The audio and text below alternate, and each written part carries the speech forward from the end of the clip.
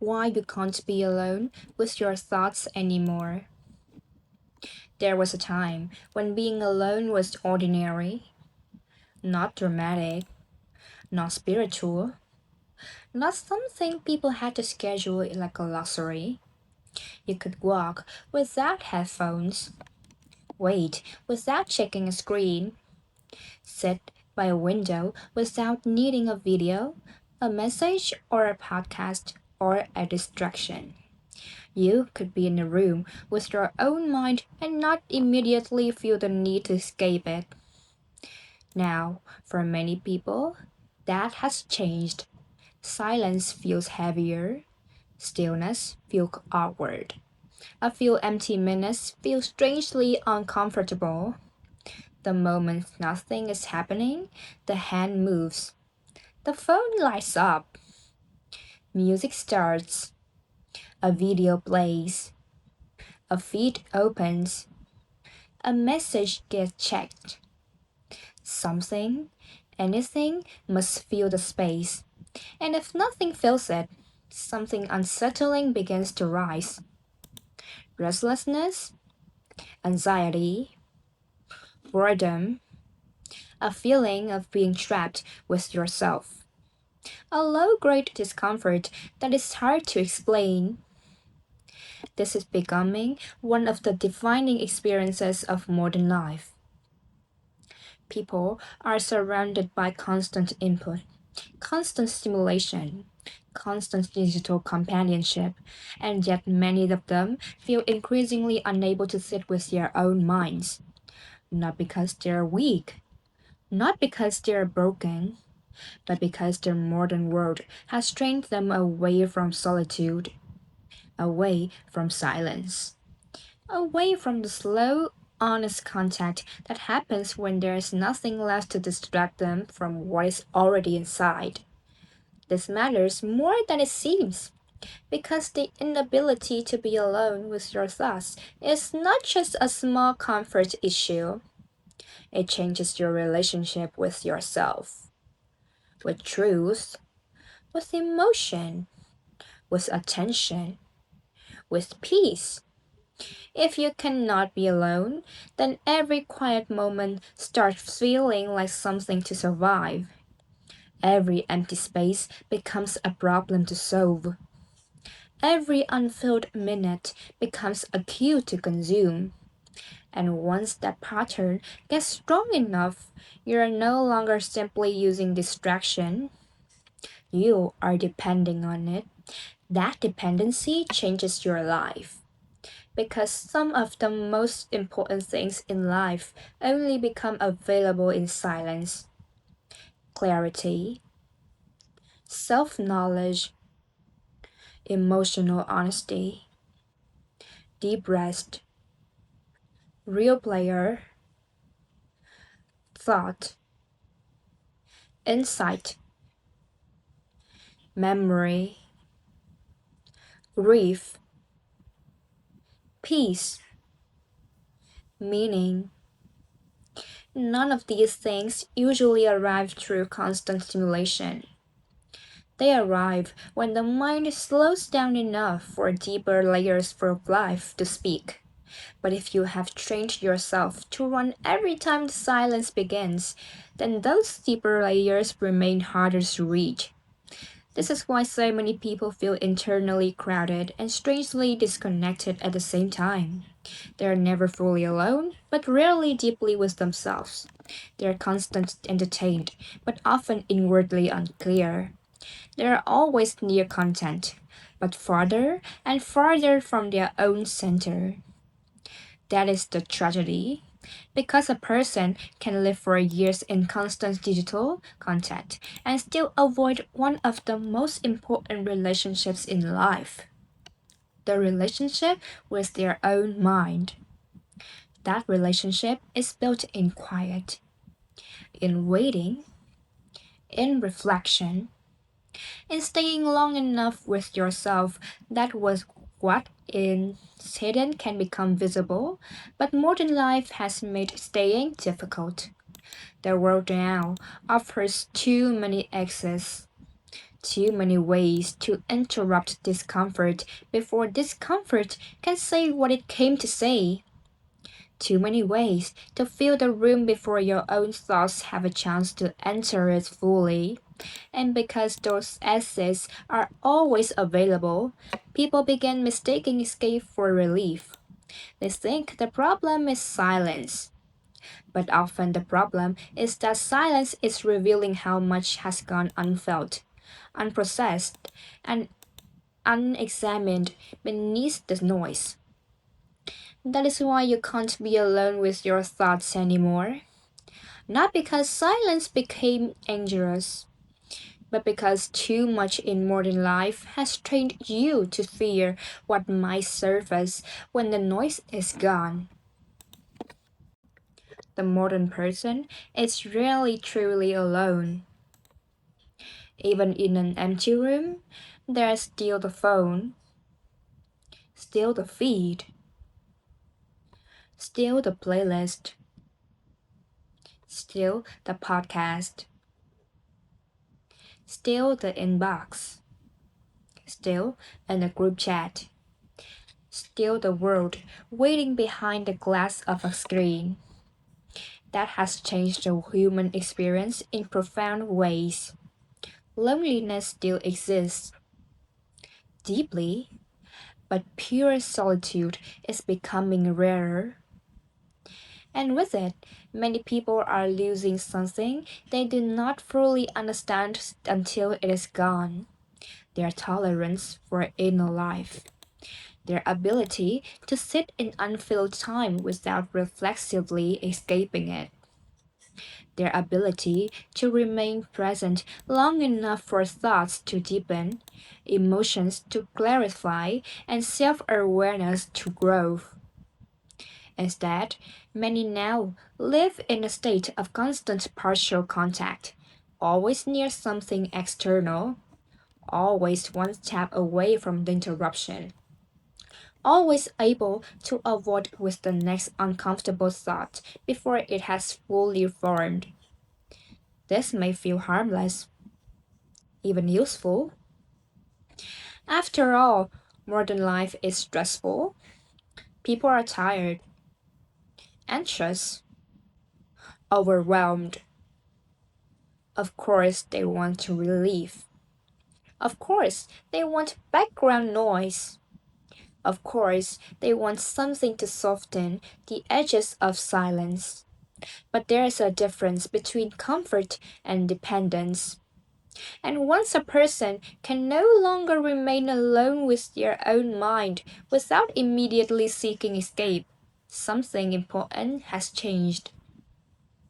Because solitude is not just empty time, it is one of the places where a human being becomes internally real. In this video, we will explore why so many people can no longer be alone with their thoughts, how modern technology has weakened our relationship with silence, why inner restlessness grows stronger in overstimulated environments, what people are often escaping from when they avoid solitude, and why reclaiming the ability to be alone may be one of the most important acts of healing in modern life. Before we continue, make sure to subscribe to the channel and turn on notifications so you don't miss future videos to exploring the hidden psychological cost of modern life. Now let us begin with the most important question. What exactly happens when a person loses the ability to be alone with themselves? To be alone with your thoughts, it is not merely to have no one else in the room. It is to remain in contact with your own mind without immediately needing to interrupt that contact. It is the ability to sit in unfilled space and not feel uncompelled to escape it at once. That ability matters because the mind has layers. There's the surface layer of immediately reaction, the layer of task, worries, reminders, quick impulse, and social noise. Then there are deeper layers: longing, memory, grief, questions, regret, hope, truth, insight. These deeper layers often do not speak loudly. They emerge slowly, through stillness, through repetition of quiet moments, through time that is not instantly colonized by external input. That is why solitude has always mattered in human life. Not because isolation is automatically good, but because interior contact requires some empty space. Without that space, a person can remain functional while becoming inwardly unclear.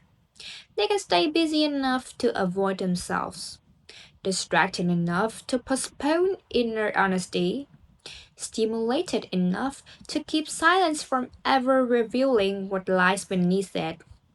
Modern life makes this easier than ever. A person no longer has to face a blank moment if they do not want to. Waiting in line, phone. Walking alone, headphones. Eating alone, video. Waking up, notifications. Before bed, scroll. Between tasks, check something. Feeling awkward, escape. Feeling sad, escape. Feeling bored, escape. Feeling uncertain, escape. The result is that many people are no longer practicing solitude even in tiny doses, and whatever is not practiced tends to weaken. This includes interior tolerance, patience with silence, capacity for reflection, emotional endurance, the ability to sit with a thought before replacing it, the ability to feel something before medicating it with stimulation. That is what makes the issue so serious. It is not only that the world is noisy, it is that the nervous system is adapting to the noise. And once adaptation happens, silence starts feeling unnatural.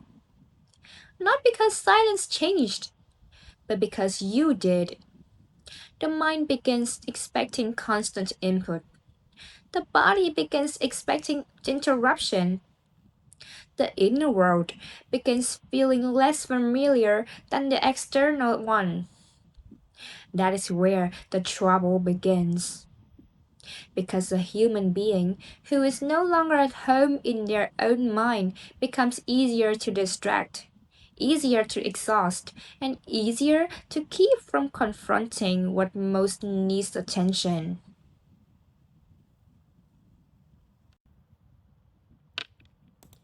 Modern life has removed the natural pauses where thought used to happen. One of the biggest reasons people cannot be alone with their thoughts anymore is that the natural pauses of life has been colonized. There used to be small empty spaces built into ordinary existence. Walking somewhere, waiting for someone, riding in silence, staring out a window, folding clothes, lying awake for a few minutes, sitting on a bench, driving without audio, standing still. These moments were not always profound. Sometimes they were boring, But boredom had a function. It gave the mind a transition space, a chance to drift, settle, process, connect thoughts, revisit feelings, and slowly surface what had not yet been consciously noticed. Now, those small pauses are constantly filled, and because they're constantly filled, the mind gets fewer chances to catch up with itself. That matters because many important realizations do not arrive when you are aggressively trying to think. They arrive in the spaces between things, in quiet walks, in showers, in waiting, in unfilled moments where the surface noise thins enough for something deeper to rise. When those spaces disappear, something else disappears with them. Inner processing. This is why many people feel vaguely but full, but not clear. They have consumed a lot, reacted a lot, answered a lot, but reflected on very little. The day has passed through them too quickly. There was no room for digestion. And digestion is crucial not only for information, for emotion, for identity, for meaning. Without natural pauses, life becomes a stream of inputs but without enough inner integration. That creates mental noise, and mental noise makes solitude harder. Because when the person finally is alone, all the undigested material that never had a place to settle starts pressing at once. That can feel overwhelming, so they reach again for the phone, for the sound, for the next interruption. That is how the cycle grows. The more empty spaces disappear, the less practice the mind has at being with itself. The less practice it has, the more uncomfortable solitude becomes. The more uncomfortable solitude becomes, the more a person keeps feeling it. And soon, a human being can move through an entire day without ever truly hearing the full sound of their own inner world. The phone has become an escape route from almost every feeling. The smartphone is one of the most powerful tools of interruption ever created. Not interruption only of work, interruption of self contact. Almost any feeling can now be interrupted before it fully forms. Boredom appears, you reach. Anxiety rises, you reach. Loneliness comes, you reach. A difficult memory surfaces, you reach. Embarrassment, you reach. Fatigue, you reach. Restlessness, you reach. The phone does not solve these feelings, it interrupts them. An interruption can feel like relief. That is why the habit becomes so strong. But relief without resolution creates dependence. Because the underlying emotional state remains largely untouched. The person has not actually processed the loneliness, or the grief, or the uncertainty, or the dissatisfaction. They have only postponed full contact with it. The more often this happens, the more the mind learns a dangerous lesson. being alone with what you feel is unnecessary, maybe even unbearable. Just interrupt it. This changed emotional resilience. A person becomes less practiced at remaining with discomfort long enough to understand it. That matters because understanding requires staying. You cannot really know what sadness is asking for if you exceed it in the first 10 seconds. You cannot really know what your mind is worrying about if every quiet moment is interrupted by stimulation.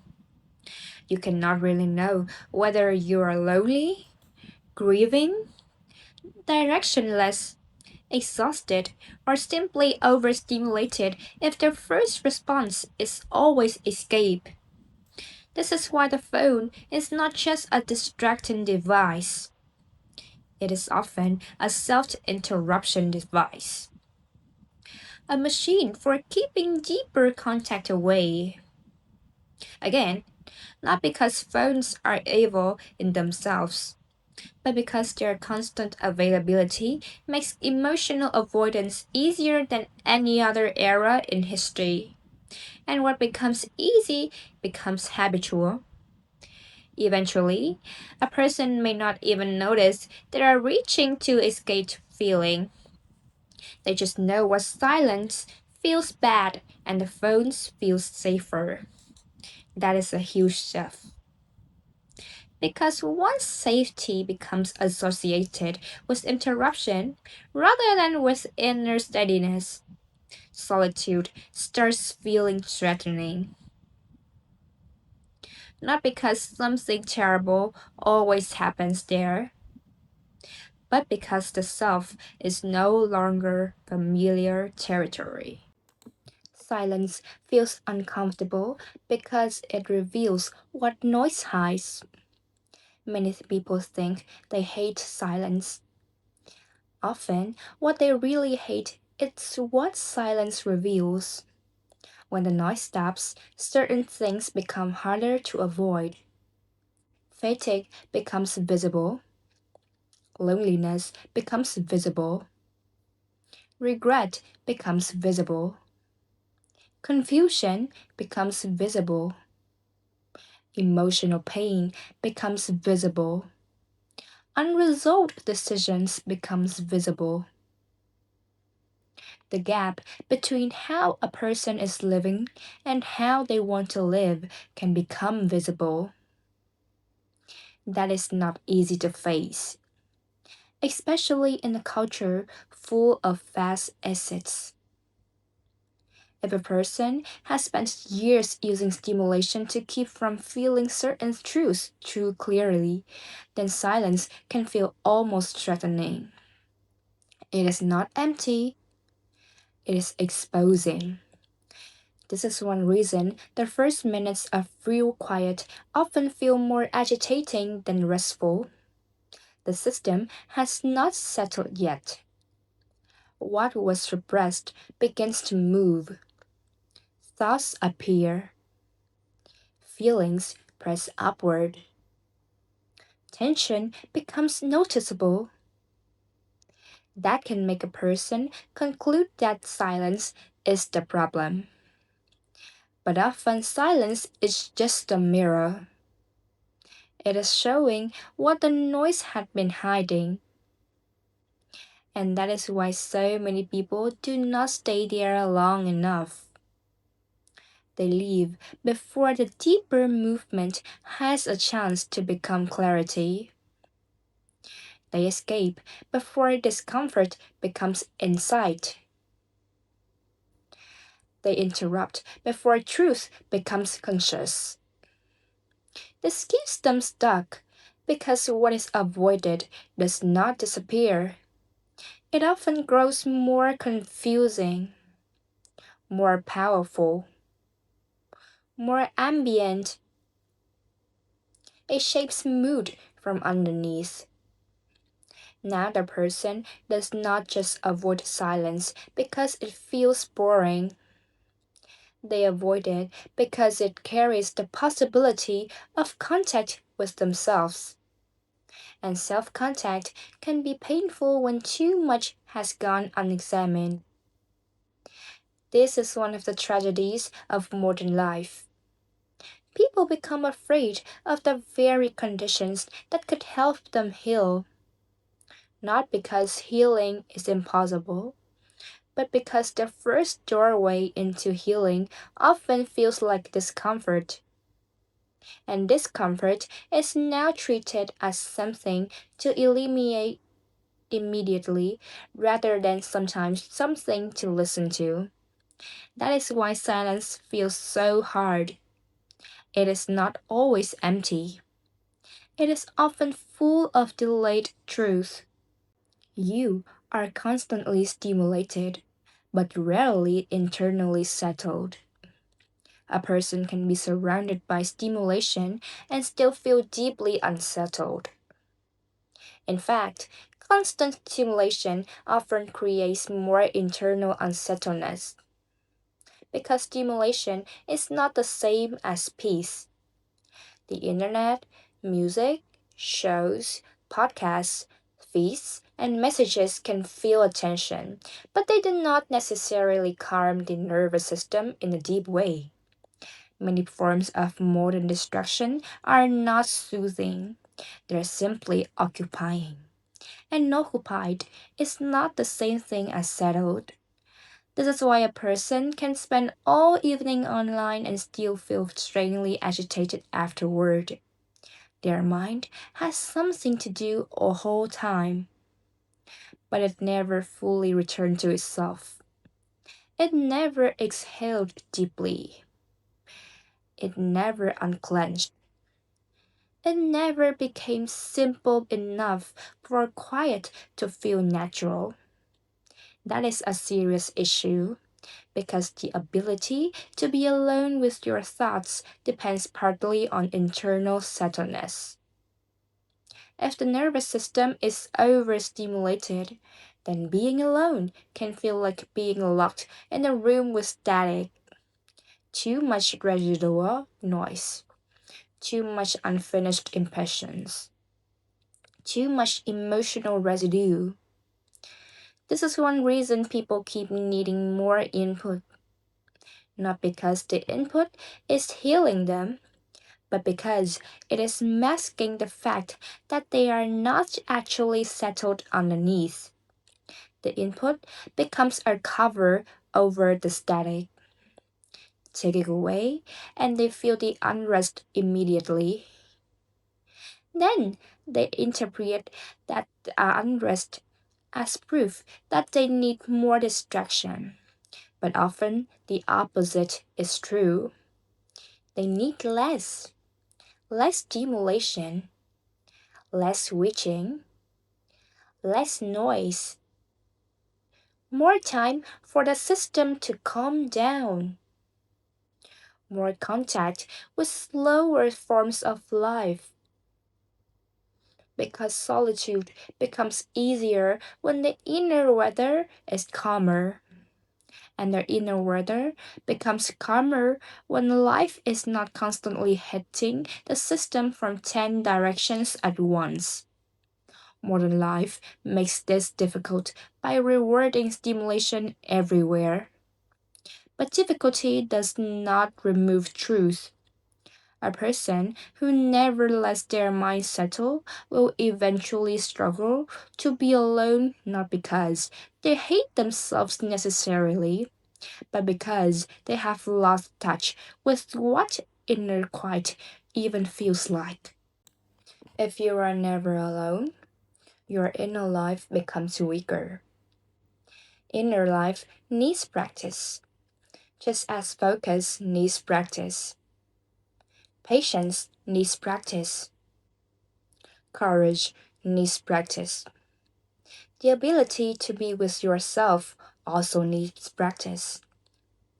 If you never practice being alone, then aloneness becomes more foreign, more awkward, more loaded. This is especially true when every spare moment is filled by external input. Now, the self does not become a familiar place for to visit. It becomes the place you rarely stay long enough to know. That weakens self knowledge. And self knowledge matters. It is hard to know what you want if you are never quite long enough to hear desire clearly. It is hard to know what is hurting you if you never sit still long enough for pain to name itself. It is hard to know what needs to change if every insight is interrupted before it forms. This is why people can live very externally connected lives while remaining inwardly vague. They know trends, updates, opinions, feeds, messages, but not themselves deeply. Not their actual limits, their real longings, their unprocessed grief, their true fatigue, their buried resentment, their half hidden hope. Their own mind becomes a place they visit only in passing.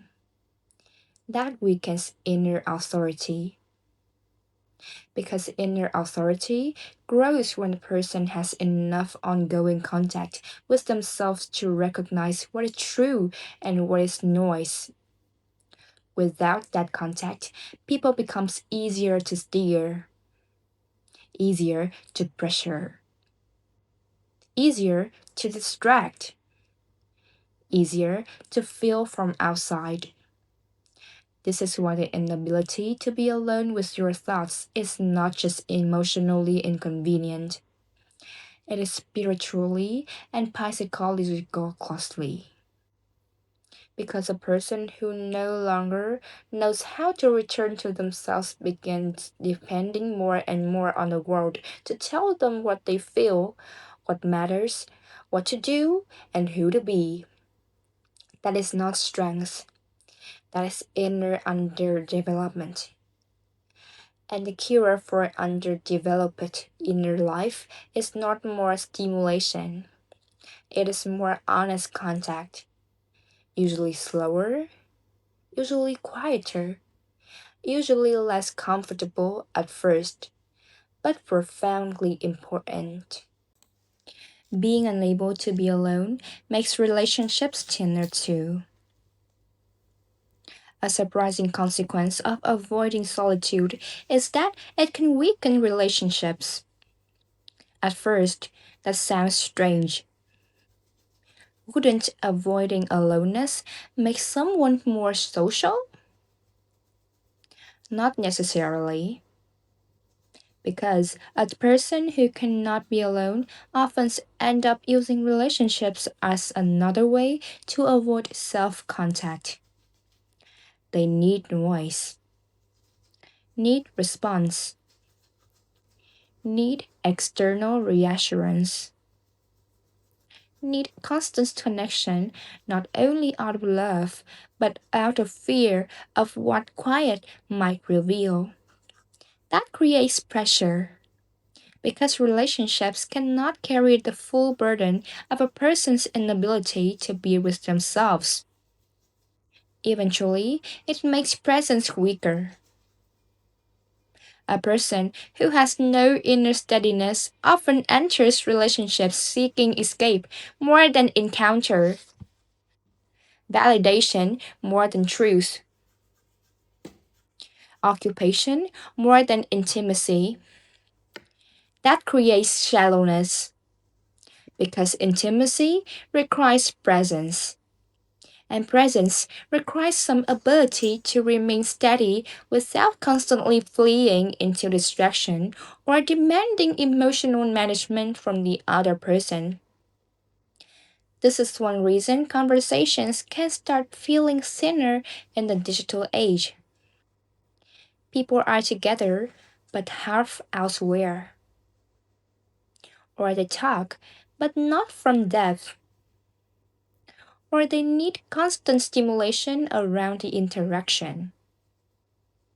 Music, phones, background content, no silence, no pauses, no lingering. That weakens a relationship's ability to deepen.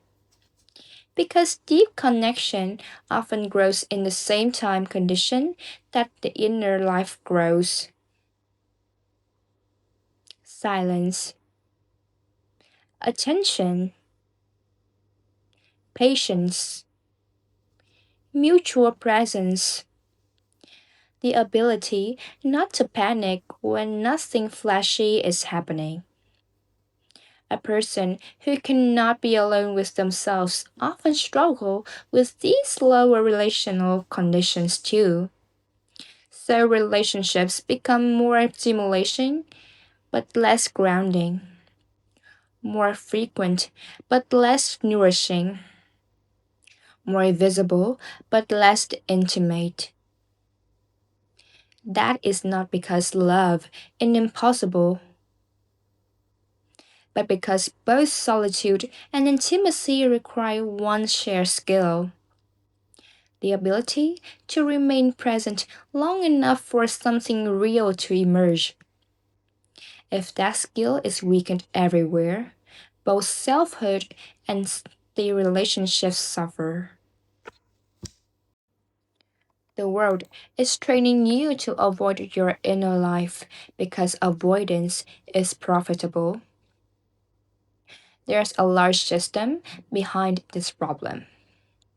A person unable to sit quietly with themselves is easier to keep engaged, easier to keep scrolling, easier to keep clicking, easier to keep consuming. If silence becomes uncomfortable, then stimulation becomes more necessary. And if stimulation becomes more necessary, the market has more access to your attention. This is not always a personal feeling. It is also a structural pressure. The digital world benefits when empty space feels intolerable. Because an intolerable empty space becomes monetizable. A person waiting in silence generates no click. A person sitting with their own thoughts generates no ad impressions. A person walking quietly with no device is not feeding the machine. So the world around you keeps making interruption easier, faster, more attractive, and more emotionally rewarding. That changed habit. Then habits change nervous system. Then nervous systems change expectations. Soon, the person feels that inconstant input is normal and quiet is abnormal. That inversion is one of the defining distortions of modern life. Because quiet is not abnormal.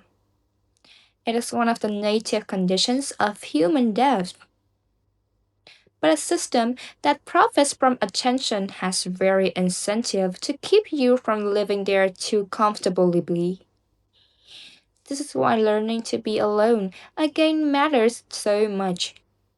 It is not merely a wellness habit, it is a reclaiming of mental territory, a refusal to let every empty space be harvested, a refusal to let every unfilled moment become part of someone else's business model.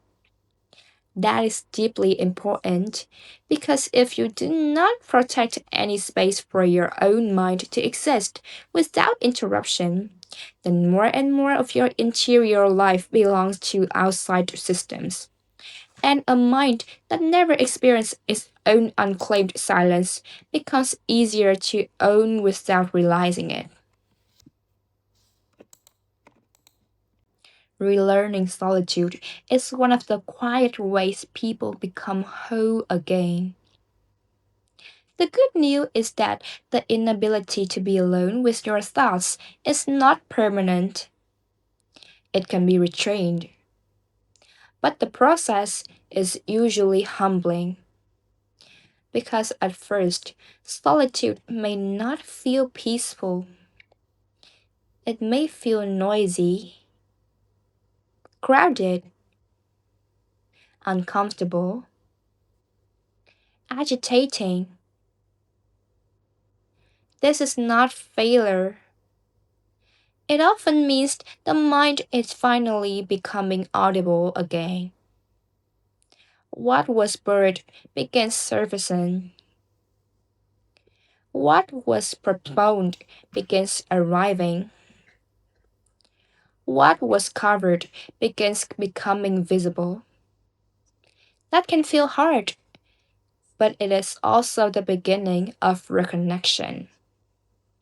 A person relearns solitude in small ways, a few minutes without checking, a walk without audio, a meal without content, a wait without reaching, a night with the phone farther away, a journal page instead of another scroll, a prayer before a playlist, a pause before interruption. These things look small, but they matter because they introduce the nervous system to unfilled reality.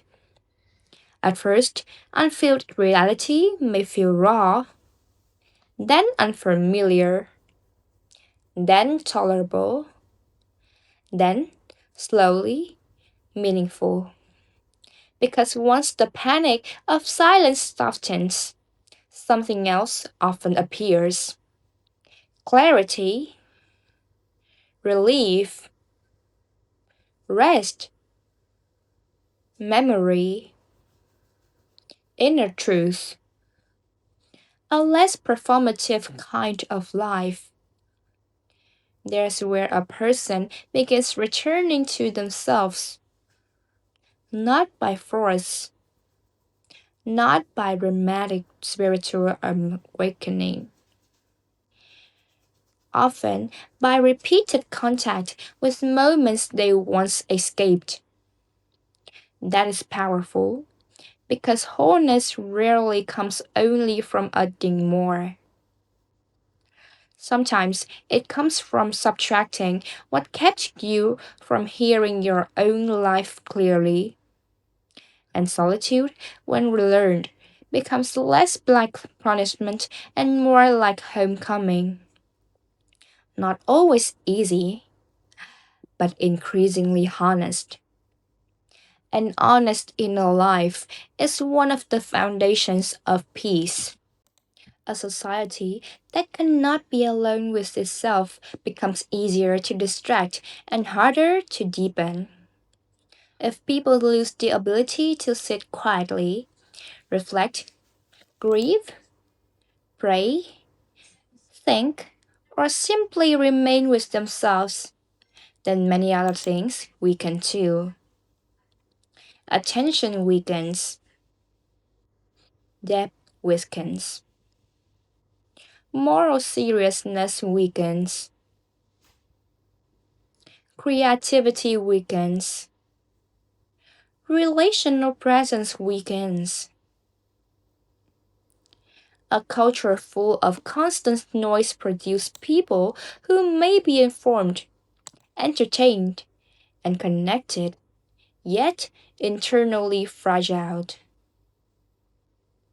Because silence is not only the absence of sound, it is one of the places where conscience becomes clearer, where thought becomes slower and more accurate, where feeling becomes more honest, where a human being becomes more internally owned. Without enough for that, life becomes increasingly reactive. people become easier to govern through stimulation, easier to manipulate through urgency, easier to keep busy without becoming wise. That is why the inability to be alone is not just a quirky modern inconvenience. It is part of a deeper crisis, a crisis of interior life. And when interior life weakens, a civilization may remain loud and productive while becoming much shallower than it knows. You can't be alone with your thoughts anymore, because too much in modern life has trained you to live before your inner life world fully arrives. The pauses are gone. The phone is near. The issues are endless. The nervous system is overstimulated. Silence has become unfamiliar. Discomfort has become something to interrupt rather than understand. And over time, your own mind starts feeling like a place you no longer know how to inhabit without help from noise. That is not trivial, because being alone with your thoughts is not some romantic luxury.